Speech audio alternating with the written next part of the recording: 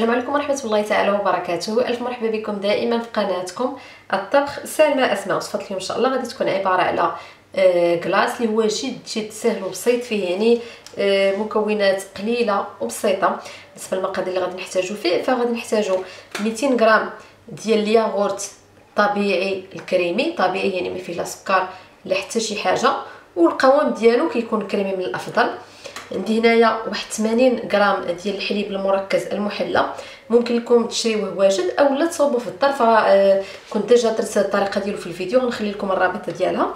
وعندي هنايا 100 مليلتر اولا 100 غرام ديال الكريمه السائله اللي كتصلح للخفق. هاد الكريمه هذه خاصها تكون ضروري بارده مزيان، يعني نكونوا درناها في الثلاجه، تكون يعني تكون بارده مزيان، ماشي في المجمد، غير تكون بارده من الثلاجه.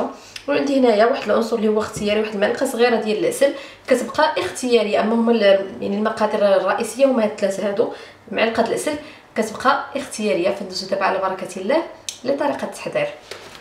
بالنسبه للطريقه ديال التحضير ديال هاد لاكلاص هذا بالياغورت، فهي جد سهله. اول حاجه غنبداو بها هي غادي نديرو ديك الكريمه السائله وديك القشطه الطريه السائله في واحد لو بول بحال هكا. من الاحسن ان البول يكون حتى هو بارد، ندخلوه في المجمد واحد 10 دقائق. وكذلك هاد الطراب هادو ديال الطراب الكهربائي يكونوا حتى هما باردين. ودابا غادي نبدا في التطراب حتى نحصل يعني على قشطه على شكل بحال غتولي شونتيي.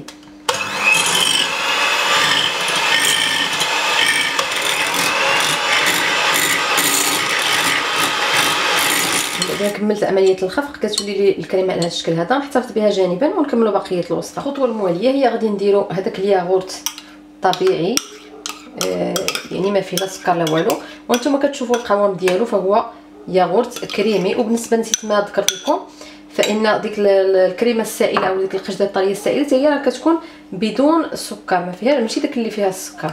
كنزيدوا الحليب المركز المحلى، وكنزيدوا هذيك المعلقه ديال العسل. علاش كندير هاد العسل هذه؟ يعني بحال اللي قلت كتبقى اختياريه، يعني من الافضل نديرها لان كتساعدني على ان لاكلاص يجيني كريمي اكثر، يعني ما يتكونوليش واحد البيلاورات اللي كيكونوا في لاكلاص اللي كيجيو بحال قاصحين، ما يجينيش لاكلاص زوين. وغادي نخلط العناصر كامله على هذا الشكل هذا.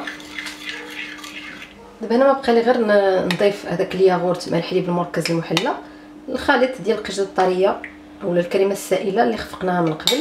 غادي نزيد على هذا الشكل تدريجيا، وانايا نخلط هكا بلا سباتول وندير حركات دائريه بحال اللي كتشوفوا معايا.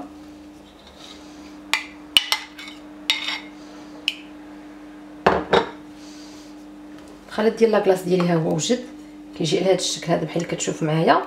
وغادي نديروه في واحد الاناء بحال هكا باش غادي ندخلوه دابا للمجمد. بعد المرور ديال الساعه تقريبا على ما حطينا داك لاكلاص ديالنا في المجمد، فغادي نخرجوه. نتوما بحال اللي كتشوفوا بدا يتجمد واحد شويه من هنا من الجوانب، كنعاود اكسلي في الجوانب اللي تجمد بزاف، فكنديروا له بحال هكا بشي فرشيطه اولا بشي شوكه. علاش كنديروا هاد العمليه هذه؟ باش ديك البيلاورات اللي يمكن لنا انهم يتكونوا من كنديروا لاكلاص في المجمد ما كيبقاوش، وبالتالي كنحصلوا على واحد لاكلاص اللي هو كريمي وما كنحسوش به محجر اولا مثلج بزاف باش كناكلوا فيه. غنعاود نرجع لاكلاص ديالي المجمد لمده ديال ساعه اخرى، نخرجو عاود نحيد منه دوك البيلاورات، وغادي نعاود هاد العمليه هذه يعني جوج ديال المرات اخرى بلا المره الاولى، يعني 3 ديال المرات في المجموع، وفي الاخر نخليه عادي يتجمد يعني مزيان. بالنسبه لهاد العمليه هذه اللي ما بغاش يديرها اولا بغى يتفاداها، فخاص تكون عنده يعني ديك الماكينه اللي كيدير خاصه بصنع الايس كريم. اللي ما عندوش ضروري يدير هاد العمليه هذه باش يجيه لاكلاص كريمي. اما الا بغى ما عنده مشكل انه واخا ما يجيش لاكلاص كريمي ما عنده حتى شي مشكل، فما يديرش هاد العمليه، يعني كتبقى على حسب الاذواق. فنعاود نرجعو وغادي نعاود هاد العمليه هذه ان شاء الله جوج ديال المرات اخرى. لاكلاص ديالنا ها هو وجد، ها هو جمد مزيان وجد. باش نقدروا اننا نشكلوا هاد الكويرات بحال اللي كتشوفوا معايا، نجبدوه واحد 5 دقائق هكا قبل من المجمد، وكنشكلوا كويرات على هذا الشكل هذا بالمعلقه ديال لاكلاص.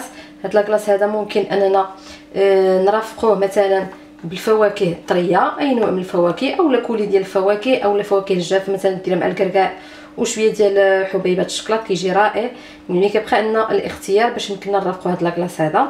لاكلاص ديالنا هو موجود بحال اللي كتشوفوا على هذا الشكل. هذا كيجي كريمي رائع. ممكن انكم ترافقوه بالمويسلي بحال هكا اولا بحبيبه الشوكولات او اي صوص عندكم اولا فواكه يعني طريه. كيبقى عندكم الاختيار. وصفه جد سهله وسريعه وكذلك المقادير ديالها يعني قليله ماشي شي حاجه اللي كثيره بزاف. نتمنى انكم تجربوا هاد لاكلاص وانه ينال الاعجاب ديالكم. واي تساؤل عندكم او استفسار او اقتراح خليوه لي تحت في التعليقات ديالكم. ما تنساوش ديروا جيم الفيديو وتبارطاجيو وكذلك اشتركوا في القناه بالضغط على الزر الاحمر اشتراك او صابوني وكذلك تفعيل رمز الجرس. شكرا والسلام عليكم ورحمه الله تعالى وبركاته.